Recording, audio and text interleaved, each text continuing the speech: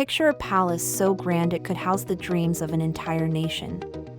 Its halls were gilded in gold, its gardens stretched endlessly, and its residents feasted on banquets fit for gods. Just miles away, families huddled in crumbling shacks, struggling to scrape together enough bread to survive. This was France in 1789, a country on the brink of collapse. Few could have imagined that within a few short years, the monarchy would fall and Europe would descend into chaos. How did an entire nation turn against its own king and queen? It began with anger. France was drowning in debt, and King Louis XVI had inherited a nation on the verge of financial ruin. Expensive wars, especially supporting the American Revolution, had drained the treasury. Ironically, France bankrupted itself, helping America fight for liberty and equality, ideals denied to the French people. The tax system was brutally unfair.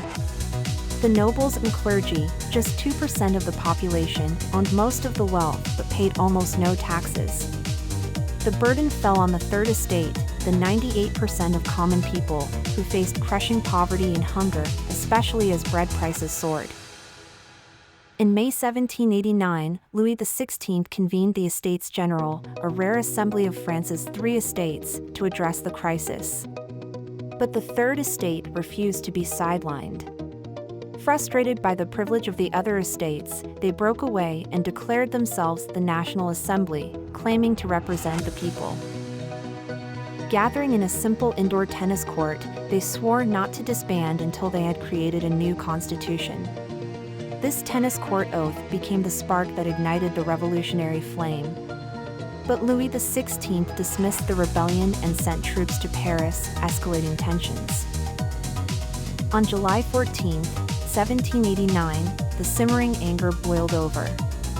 A rumor spread that weapons were being stored in a fortress called the Bastille. A mob stormed the Bastille, overpowering guards and tearing it apart brick by brick. The Bastille wasn't just a prison, it was a symbol of tyranny. The revolution had begun. The National Assembly raced to build a fairer society. In August 1789, they issued the Declaration of the Rights of Man and of the Citizen, proclaiming that all men were born free and equal. Liberty wasn't just an ideal, it was becoming law. Meanwhile, the countryside erupted into chaos. Peasants, enraged by centuries of oppression, attacked landlords in what became known as the Great Fear. The feudal system was disintegrating, and nobles fled the country in droves. Back in Paris, anger was growing toward King Louis XVI and especially Queen Marie Antoinette. She was seen as the face of excess and luxury, rumored to waste money on dresses and parties while people starved. Stories spread, including the infamous and false, quote, "Let them eat cake." In October 1789, thousands of women marched to Versailles armed with knives and pitchforks, demanding bread and political reform.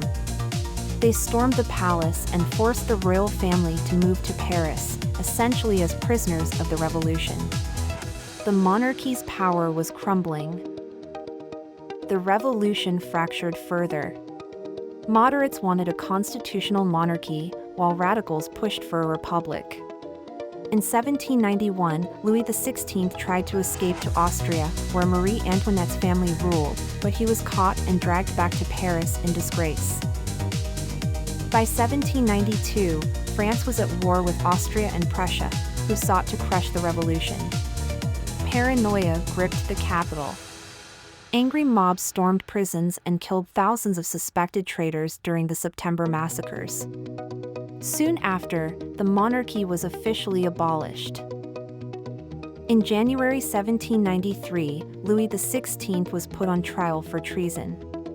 He was found guilty and sentenced to death by guillotine.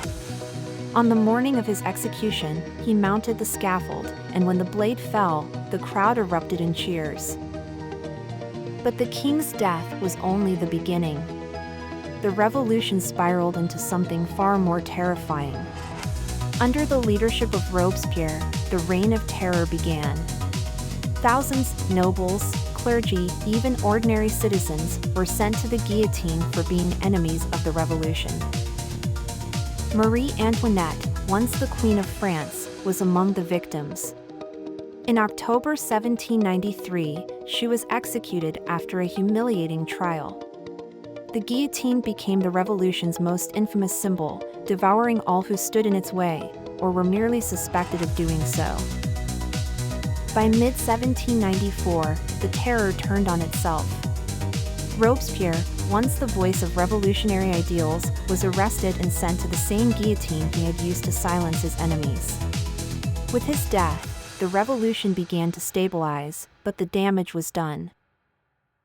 The feudal system was gone. The monarchy was gone. But the ideals of liberty, equality, and fraternity had spread far beyond France's borders, inspiring movements across the world. Yet the revolution's story wasn't over. Out of its ashes rose a young military officer named Napoleon Bonaparte. He would soon declare himself emperor, bringing France's fight for democracy full circle. What began as a revolution ended as an empire. Still, the ideals of the French Revolution, freedom, equality, and justice, proved impossible to extinguish.